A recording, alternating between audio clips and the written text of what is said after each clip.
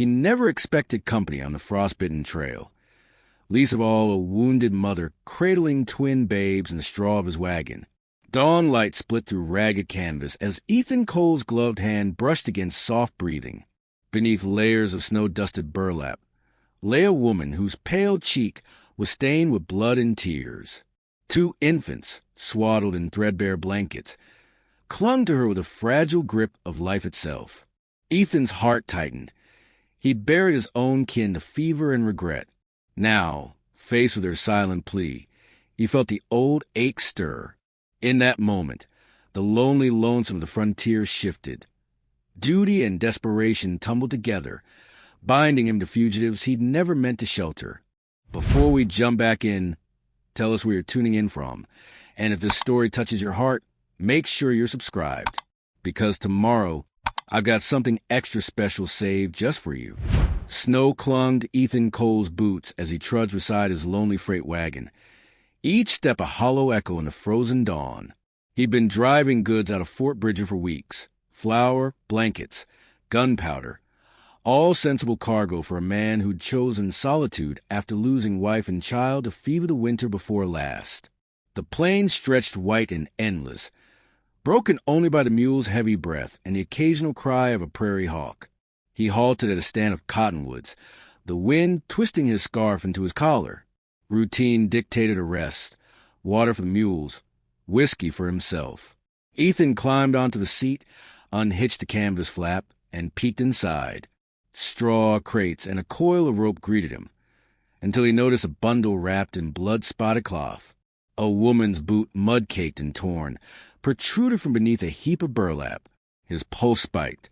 Ethan swung down, heart hammering like a war drum.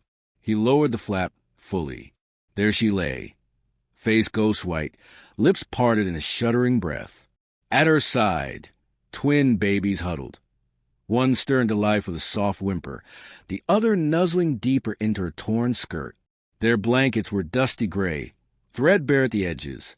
No mother could abandon such fragile cargo, not unless hunted by something darker than hunger. He knelt on the sled's floor, careful not to startle her. The faint scent of whiskey and fear rose from her. Ethan's gloved fingers brushed the back of her hand. It was warm, trembling. He pressed a thumb against her pulse. Fast, uneven, clinging to life like a wounded stallion. He glanced at the sleeping babes. One cooed, the other gasped. A fury of guilt flared in Ethan's chest. He thought of his own child, skin cool as marble beneath fever's hand. He closed his eyes. He could leave her to the plains to die. He could ignore the piteous bundle. But the winter sky tilted down on him. No heaven to beg absolution. A thin line snapped. He scooped one baby into his arms, then the other. Their weight was feather-light, miraculous. The woman stirred, eyelids fluttering. "Wait," she rasped. Her voice was cracked like old leather. Don't leave me." He met her eyes, distant orbs, hazel flecks lost in pain. He laid the children against her chest and rose stiffly. "Not this morning," he said, voice rough. He scanned the horizon. No ridge of pursuers, no drifted tracks beyond his own. But he'd seen what desperation could bring. The trail to safety was miles of white death unless he offered shelter. He lifted her under the arms. She winced. "Name's Clara," she whispered. "Clara Monroe." Ethan held her close to ease the burden. "Ethan Cole," he replied. "I'll take you where it's warm." The mule's harness jingled as they left the cottonwoods. Clara slumped against the flank, babies cradled against her. Ethan drove in silence, his mind a storm of memories and fear. He'd built a log cabin last spring at the foot of Wind River Range.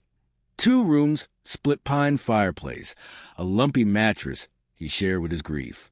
He'd intended it as a final refuge for his own blood.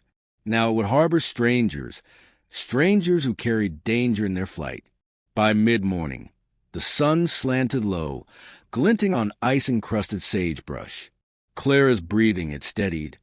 Her twin, a boy and girl, clutched her blouse as if tethered to her heart. Ethan brought the wagon to a halt in a small clearing. He removed the babies first, setting them gently in a cedar box lined with his wool blanket. The boy blinked big blue eyes. The girl yawned, tiny fists curling. He fetched water from a trickling spring, tenderly dabbing their brows.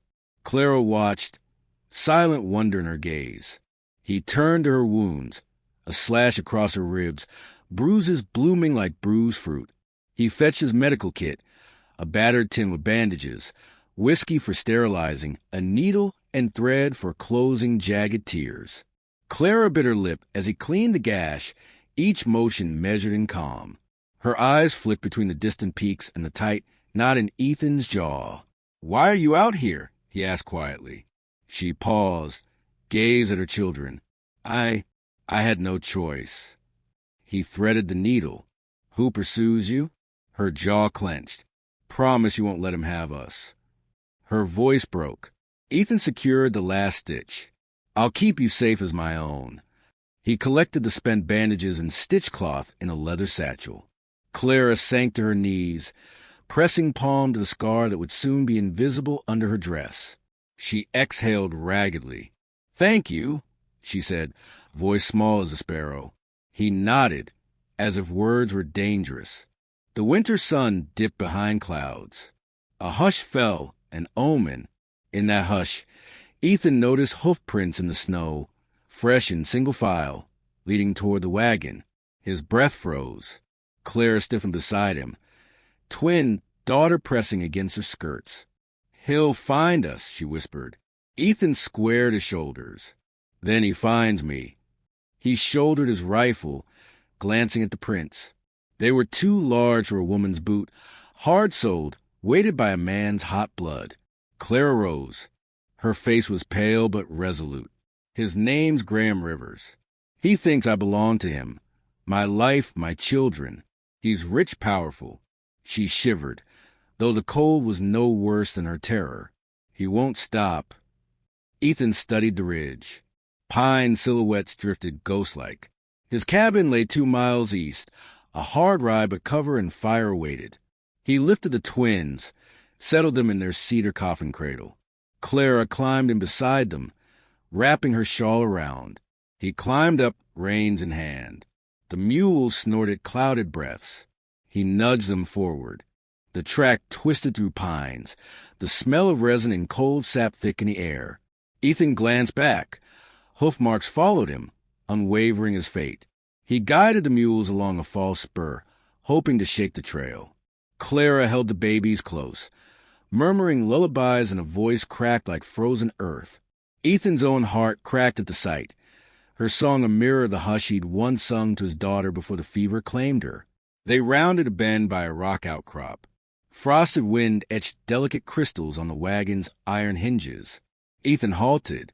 He climbed down and pointed. "Follow me." He led Clara and the twins into a narrow ravine, hidden by juniper boughs. He stacked brush and piled snow across the wolf tracks beside the road. Clara's breath left white puffs. The twins nestled deeper. He returned to the wagon, hefted the cover back in place. Above, he heard a distant shout, rough and demanding. He loaded his rifle, standing by the ravine's mouth. The mules stirred, bristling. Clara's lean form crouched behind him. One baby whimpered. The other's fist curled around her shawl. The woods held their breath. Branches creaked. Then hoofbeats thundered, close and raw. Graham Rivers' voice cracked. "Clara, I know you're with that damned Wagoner." The twins cried out in fear. Ethan stepped forward, rifle aimed at the past shadow. A rider emerged, tall, broad-shouldered, spurred boots glinting. His face was set in a cruel sneer, framed by a thick mustache. Behind him, 2 ranch hands dismounted, holding lariats and Winchester rifles. The men's breath fogged the air. Menace crackled between them. Rivers spat in the snow. "Hand her over, Cole. You've no claim. Sheriff's writ says I own her, my promised bride." His eyes burned with entitlement, a deadly fire. "And the babes." Ethan's gaze shifted to Clara, her green eyes fierce against fevered cheeks. He laid a hand on her back. "She's no man's property." His voice echoed like a shot. Rivers laughed, a sound without mercy. "We'll see." He jerked a finger at his men. They fanned out, rifles trained. Ethan steadied his rifle. "Go on, then. Ask your sheriff if I've a right to turn these mules loose." He thumbed the hammer. The men hesitated. Clara braced herself. Babies pressed to her heart. In the hush that followed, Ethan thought of his daughter's laugh. Stolen by death. He thought of his cabin's hearth, waiting embers for a family reborn. As Rivers's men closed in, Ethan exhaled, cold air chafing his lungs. He looked at Clara, eyes unspoken promise. Then he raised his rifle, and in that frozen moment, sun splintered and silent. The first shot rang out. Gun smoke still clung to Ethan Cole's coat as he lowered his rifle. The echo of that single shot clattered down the ravine, and Graham Rivers's snarled curse bounced off pine trunks. His two ranch hands froze, rifles half raised, as their master staggered back, blood seeping from a split cheek. In that fragment of stunned silence, Ethan grabbed Clara's arm. "This way," he hissed, vaulting onto the wagon tongue. Clara pressed the twins tight beneath her shawl. Their warmth was the only tether to life. Ethan lashed the team forward. The mules balked, hooves skittering on ice, but the urgency in his voice drove them down the winding track. Somewhere behind them, Rivers swore and fired a parting shot that shredded a spray of snow from a bank. The family ducked low, hearts hammered in time with the mules' pounding hooves as they vanished into winter's pale embrace. They pushed on through bitter dusk, whose deepening blues swallowed familiar landmarks. Clara's face was drawn and pale. The twins drifted between sleep and fretful whimpers. Ethan guided the wagon along a game trail he'd memorized, past a frozen creek where he and his late wife had once mused about raising children, before sickness stole all hope of that dream. He forced himself not to look back. Despite knowing fresh hoof prints pocked the snow behind them, Clara leaned forward, voice a cracked whisper. "He'll track us here." Ethan didn't answer. He'd vowed to protect her and those infants, even if his own ribs ached from the first blow of Rivers's rifle butt. The wind cut through his coat, and he muttered a prayer under his breath. Last words his wife spoke when fever claimed her life. "Choose kindness, Ethan." He clung to that promise now. Moon rose as they reached the lean log cabin perched at Treline's edge. Smoke drifted from its stone chimney, a pale plume of promise. Ethan swung down and helped Clara unload the twins into his arms. The boy cooed, wide-eyed under starry sky. The girl whimpered, clutching Clara's skirt. He guided them inside. The cabin's hearth smoldered low, embers glowing like watchful eyes. A pile of kindling and a wedge of split pine waited on the floor. Clara sank onto a rough-hewn bench. The babies nestled against her chest. Ethan fed logs of flame, then knelt before her, pulling a spool of clean bandages from his coat. The flickering firelight painted Clara's bruised cheek in orange shadows, and Ethan's jaw clenched. "Let me see it," he said quietly. She lifted her shawl, revealing the bruise blooming along her ribs and a damp patch on her skirt where the carriage rail had struck. Ethan wetted a cloth in a tin basin, then dabbed gently at the swelling. Clara flinched but held still. The boy fussed. The girl sighed in sleep. He unwrapped a small silver locket from his shirt pocket. His wife's, passed down from her mother. He placed it in Clara's hand. "For them," he said. "Guard them close." She stared at the locket's tarnish, then at the twins. "They have no memory of home," she whispered. "Only fear." Ethan pressed a finger to her lips. "Not here." He tore strips of cloth and bound her side. With each wrap, he recalled his own daughter's last cries. He swallowed grief to steady his hand. Distant wolf calls drifted through the pines. Then his regret. Clara fed the twins from a flask of warm goat's milk Ethan kept for emergencies. The boy's mouth latched. The girl drifted into fragile slumber. Clara's eyes filled with tears she refused to shed. "Graham's not just a brute," she said softly, voice raw. "He's lost everything because of me. My father's cattle, the ranch, gambled and lost on his pride. I fled with what was mine, my name and these babies. Ethan listened, heartbeat echoing in the tight silence. He laid a hand on her shoulder. "We'll mend more than wounds," he vowed. "We'll give them a future." Clara nodded, leaning against him as if burrowing into his promise. A sharp knock rattled the cabin door. Ethan's knife was in his hand before Clara blinked. He opened the door a crack. Outside stood Mrs. May Carter, the widow who homesteaded half a mile down the ridge. Her face was pinched by wind and concern. She clutched a loaf of rye bread wrapped in cloth. "Ethan," she whispered, glancing past him at Clara, "I saw your wagon lights. Thought I'd check on you." Mrs. Carter's keen eyes flicked to Clara's stained shawl and the twin cedar cradle. "Storm's coming fast. Been talk at town. Rivers has the sheriff on his side. He'll claim any woman he pleases." Clara shivered, fear pulsing in her veins like frostbite. Carter set the bread on the bench. "I'll tend your fire. You tend her wounds." With that, she slipped inside and began laying slices to warm by the hearth. Her quiet efficiency reminded Ethan of Clara's own poise and the fierce tenderness of mothers protecting their own. When Mrs. Carter turned to Clara with a bowl of spiced tea, she added in hushed tones, "Rivers's reach goes far. He owns a deputy in Fort Bridger. Word is he'll send men tomorrow." Clara's lip trembled. The babies stirred. Ethan closed his eyes, tasting smoke and fear. "Then we leave before dawn," he said. "Head for the pass where the cold will slow any rider." Carter nodded, folding her hands over her shawl. "Take this quilt," she said, draping it over the twins. The quilt was a patchwork of bright scraps, fabric from Mrs. Carter's late daughter's dresses. "My girl made this before she passed." Clara's tears fell silently onto patchwork squares. Ethan placed a hand over both women's. The room brimmed with grief that forged them into a single compass pointing north. Storm clouds swelled outside. Wind rattled shutters, and the first fat flakes drifted down like lost feathers. Ethan loaded his Winchester, checked his Bowie knife, tested the gate latch. Clara tucked the locket around her neck and pressed it tight against her heart. The twins nestled in each arm, one boy, one girl, with breasts soft as fallen snow.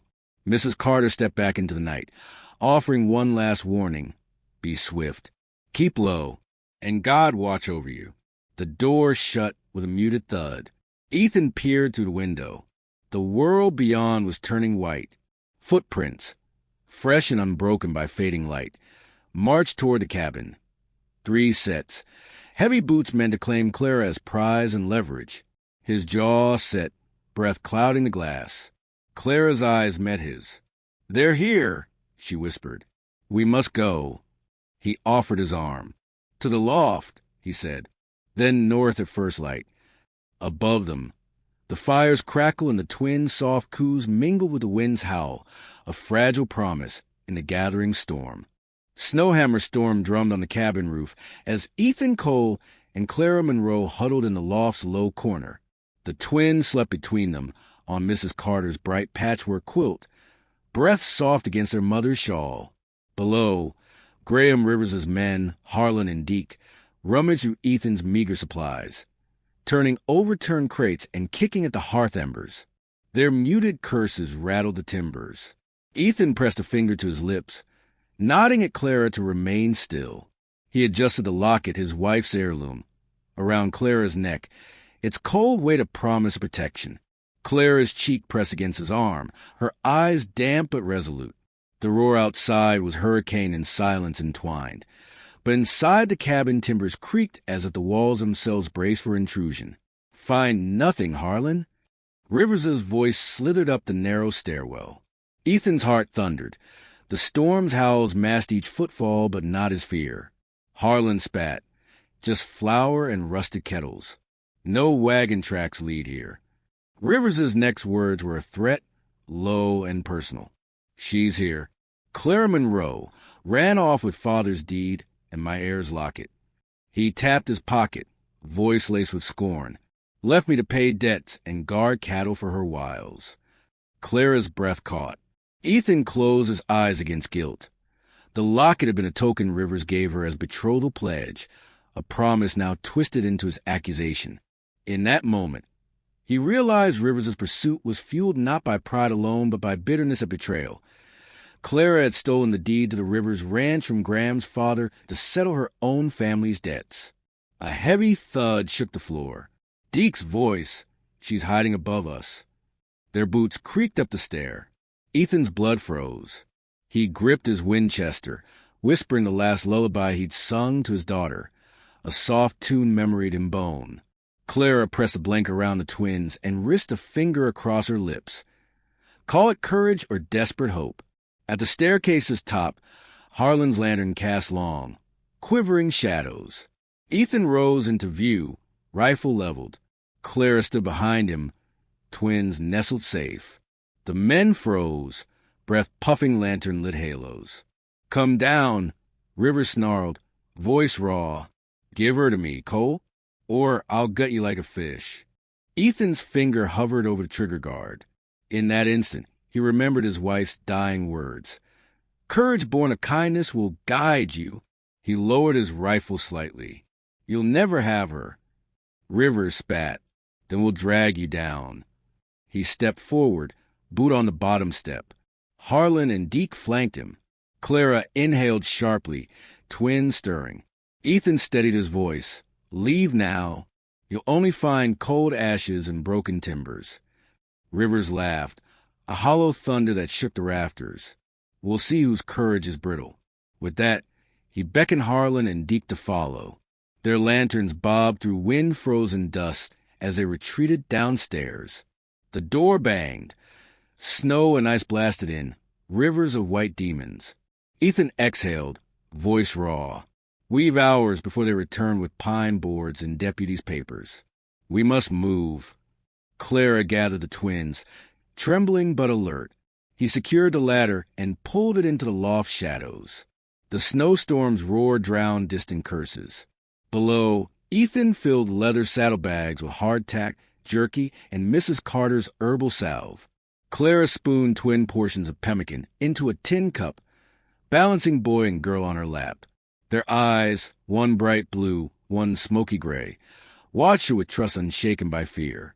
Ethan handed her a small vial of cod liver oil, taken from his own pack. For strength, he said. Outside, the blizzard thickened. The cabin's chimney cracked, smoke sputtering.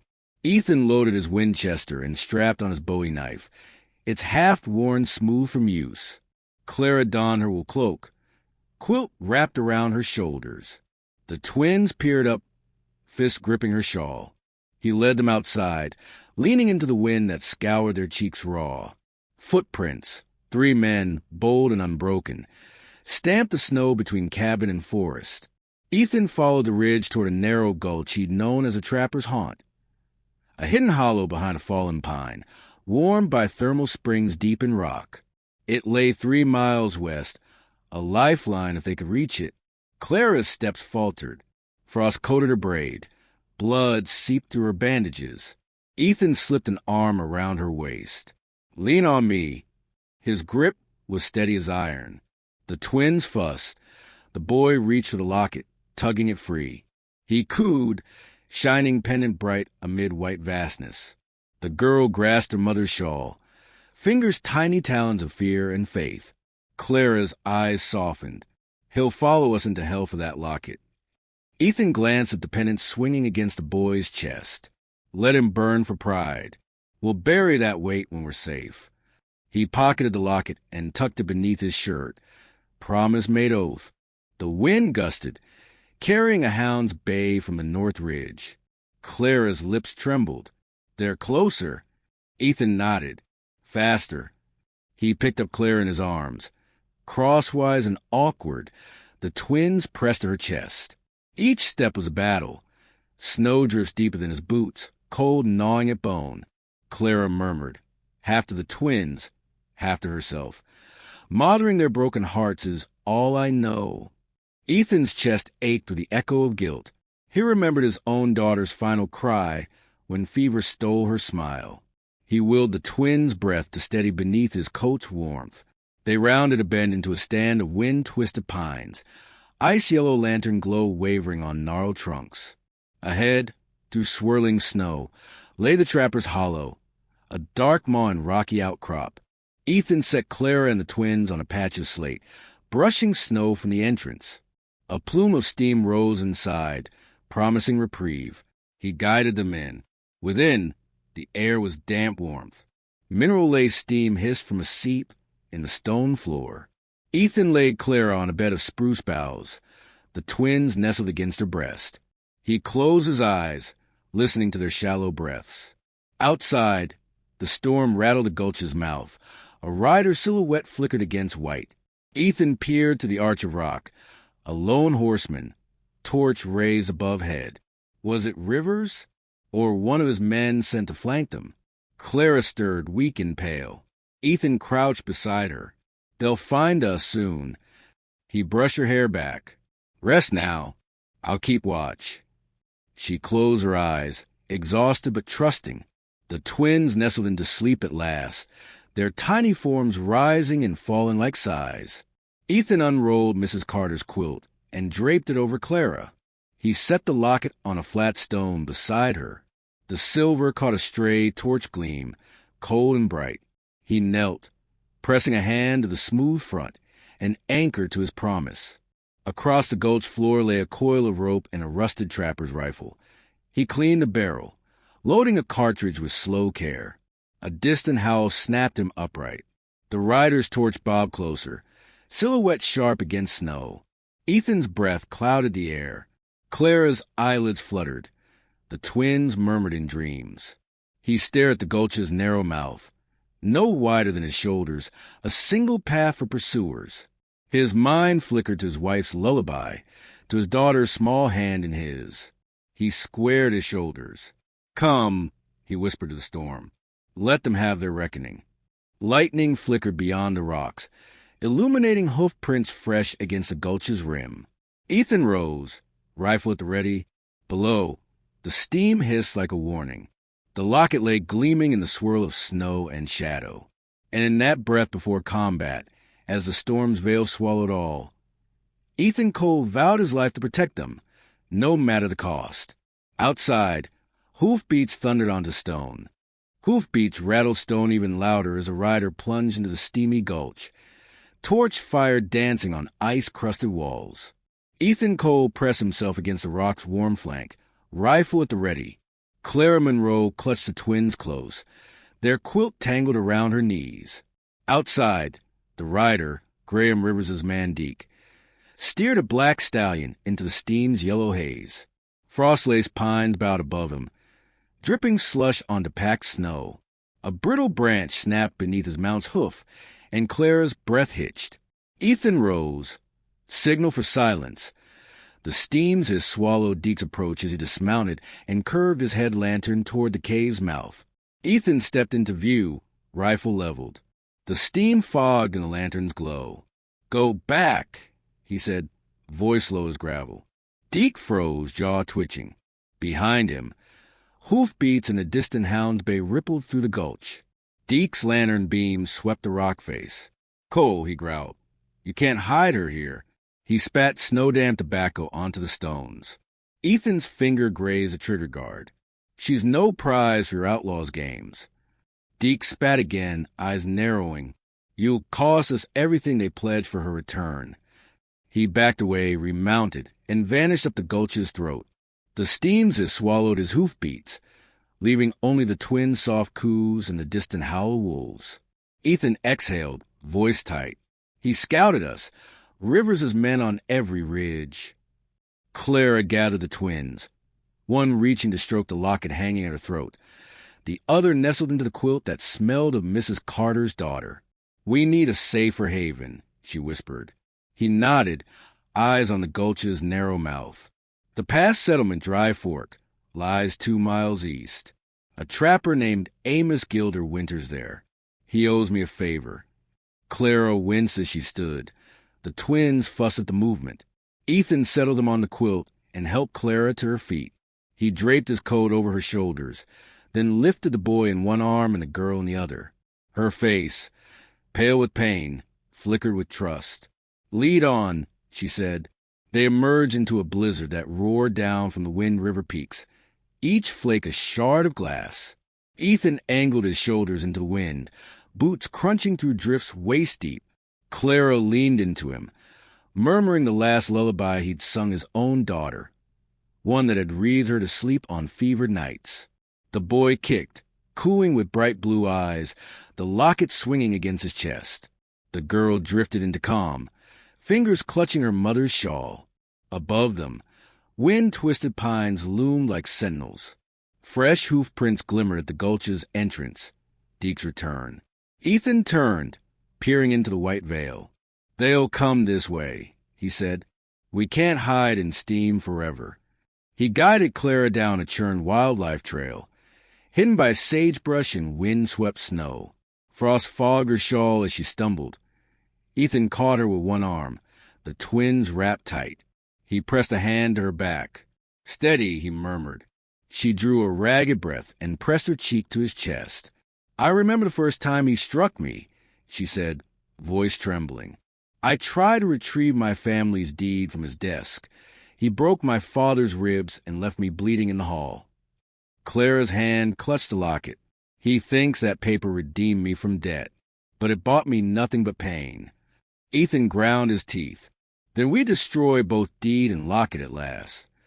They broke into a stand of wind-blasted pines where the storm's fury eased into a mournful whisper. Ethan paused, scanning rocky outcrops.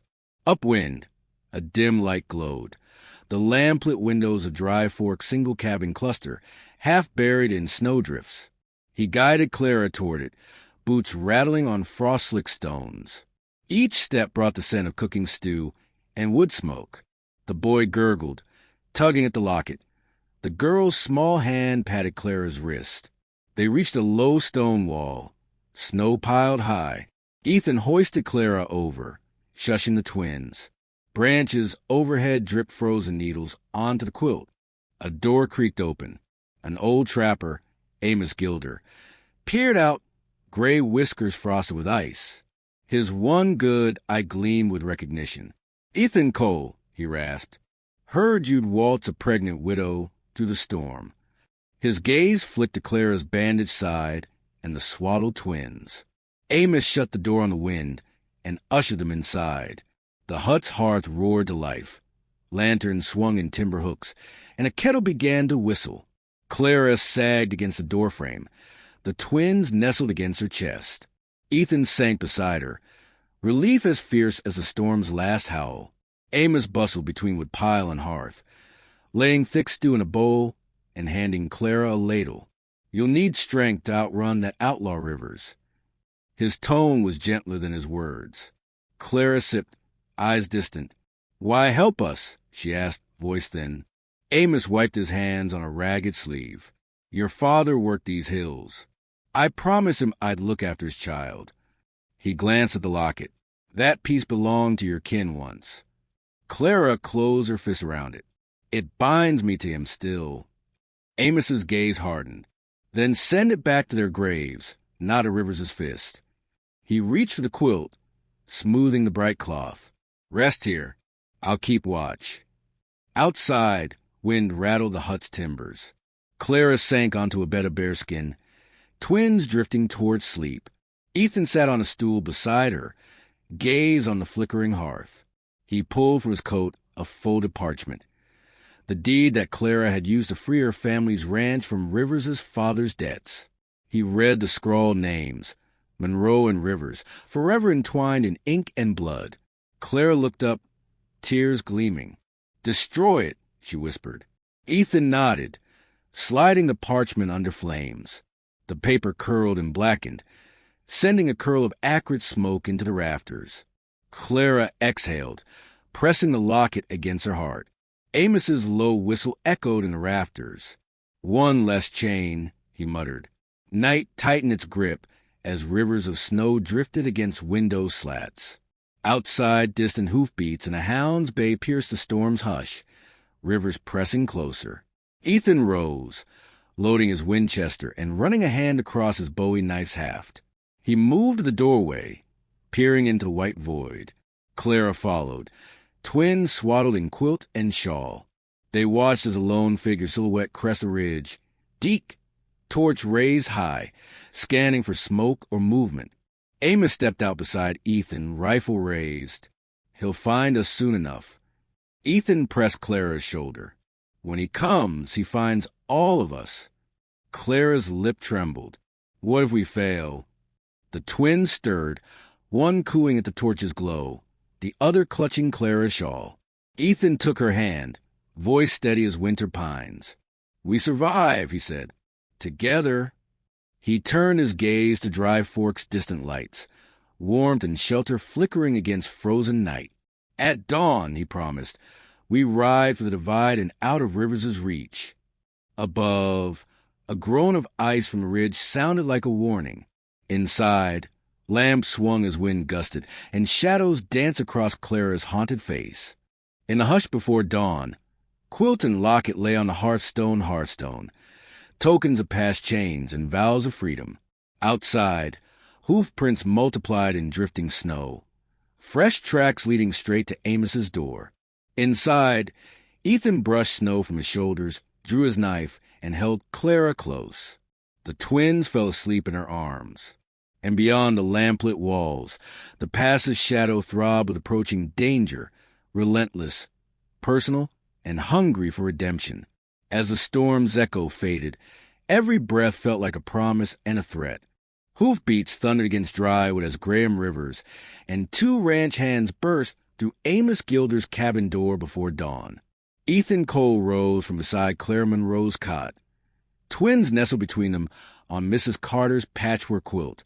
The hearth's last embers glowed, silver locket resting atop cooling stones. Rivers loomed in the doorway, face carved by rage. Step aside, Coley spat. She's mine by bond and blood. Ethan's Winchester cradled at his hip. His eyes were ice. Not while I draw breath. Clara pressed the twins close, boy reaching to stroke the locket's tarnished edge. Girl's small hand pressed against Clara's cheek in silent comfort. Rivers's lip curled. That trinket binds you to me, he snarled. Destroy it and I'll believe you free. A hush took the cabin. Ethan's gaze flicked to the locket, then to Clara's tired eyes. He pulled it free, its chain cold against his palm. One last chain, he said, placing it in Clara's hand. Flames from a hearth caught the silver. Clara closed her eyes, voice steady but soft. It's ours no longer. She tilted the locket into the embers. It flared, then dulled to ash. Rivers's breath caught as the metal blackened and curled. Below, one of Rivers's men, Harlan, seized a crate of pemmican. Amos stepped forward, shotgun leveled. Touch them and you'll get iron. His grizzled voice rattled timber. Clara rose, unsteady but determined. Your prize is gone, she declared, but my life is mine to keep. Rivers roared and lunged. Ethan fired a warning shot at a ceiling beam. Splinters drifted down. The twins cried out, startled. Ethan covered their ears. Rivers stilled, chest heaving. You'll pay, he growled. For every acre lost, every debt unpaid. Amos's finger caressed the shotgun's trigger. Ethan stepped between them, voice low. This ends now, he said. We'll meet you at the pass. No more hiding. Rivers's gaze flicked to the door where snow-choked ridge waited. He spat. At dawn, Cole. Bring her alone or I'll take us all. He backed out, footsteps clattering. The door slammed, wind whipping through the threshold. Silence settled like snow. Clara gathered the twins. Their tears glistened in firelight. Ethan dropped to one knee beside her, voice rough as gravel. Forgive me, he whispered. Clara pressed her head to his shoulder. You saved us. She looked at Amos, who nodded. Rest, he said, raking fresh kindling to embers. We leave at first light. They rode east as the sun bled pale gold across snow-dusted peaks. The twins, swaddled in quilt and wool, nestled between Ethan and Clara on the single horse's blanket. Ethan led a second mount for Amos, whose broad frame hunched against the cold. Each hoofbeat was a pledge, sanctuary at the Divide settlement, 5 miles beyond. Clara's ribs ached. The boy fussed, bright-eyed, tugging at the empty locket chain. The girl dozed, her small fist curled against Clara's shawl. Ethan glanced at Clara, whose gaze drifted northwest toward the Wind River's jagged skyline. "You'll heal," he murmured. She smiled faintly. "Only if I live free." The boy cooed, startling them both. He reached for Ethan's Bowie knife, fascinated by its gleam, then giggled. Amos chuckled. "Early curiosity," he said. "He's got your spark, Cole." Ethan stroked the boy's hair, and his sister's calm. He turned as distant riders crested the ridge behind them. Rivers and Harlan, rifles slung low, torch smoldering in hand. Ethan spurred his mount into pines. Clara gripped him tight.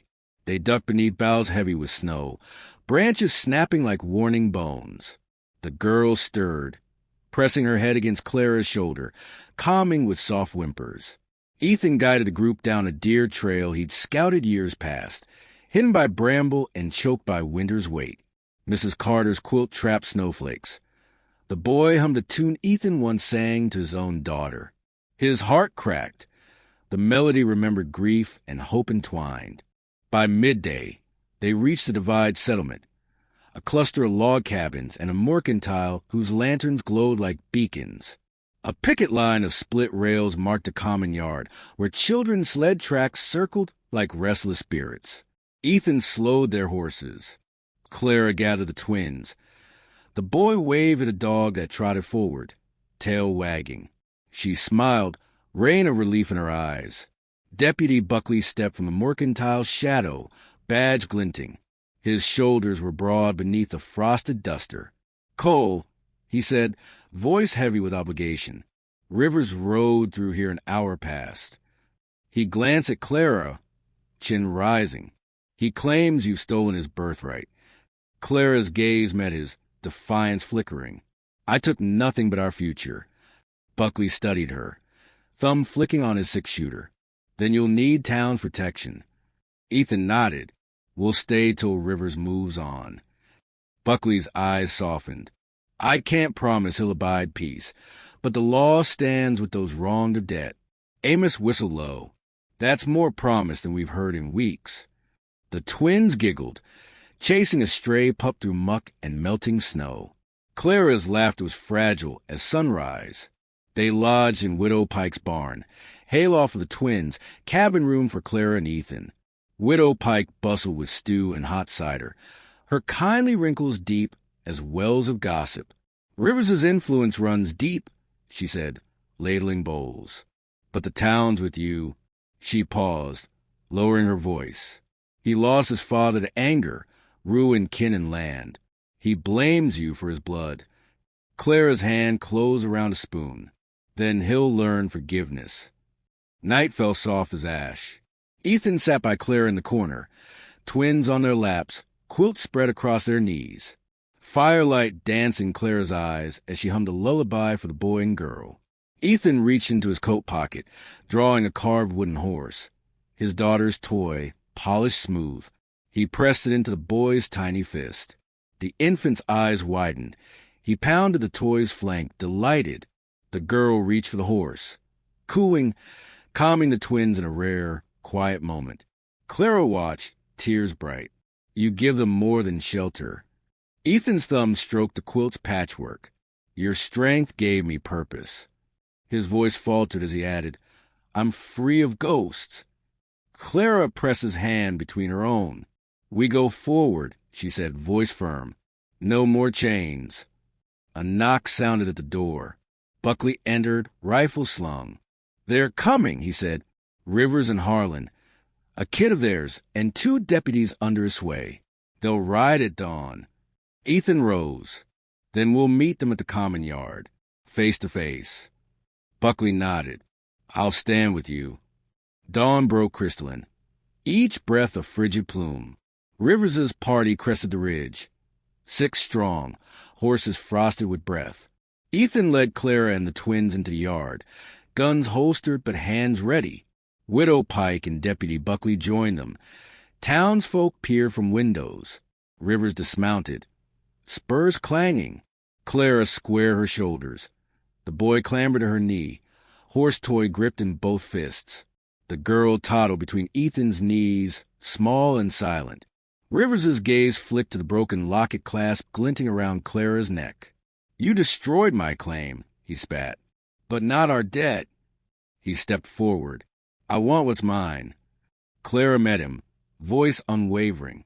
"You lost everything when you let greed rule. My debt is paid."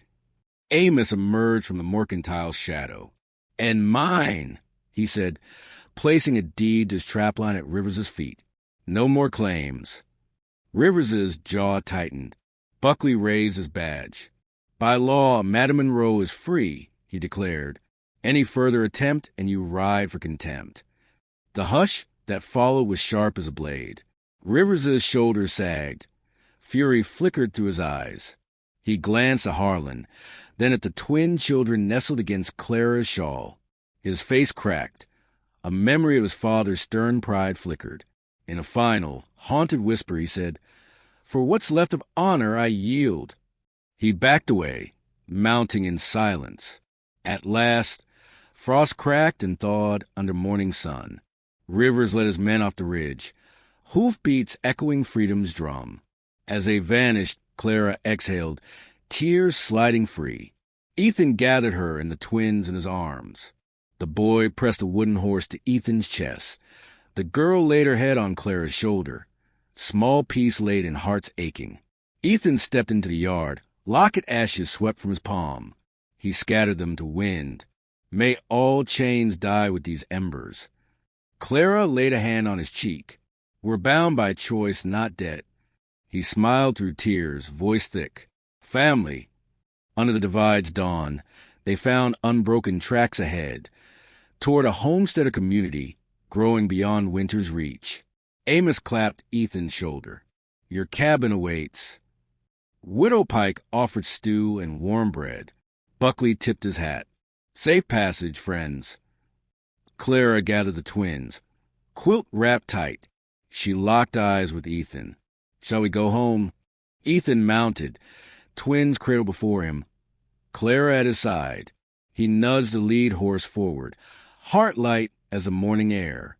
Behind them, Dry Fork's lights dimmed in wake of sun. Ahead lay open plains, free of shadows. And for the first time since Law stole his wife and child, Ethan Cole rode with hope as sure as sunrise, and a family of his own at last.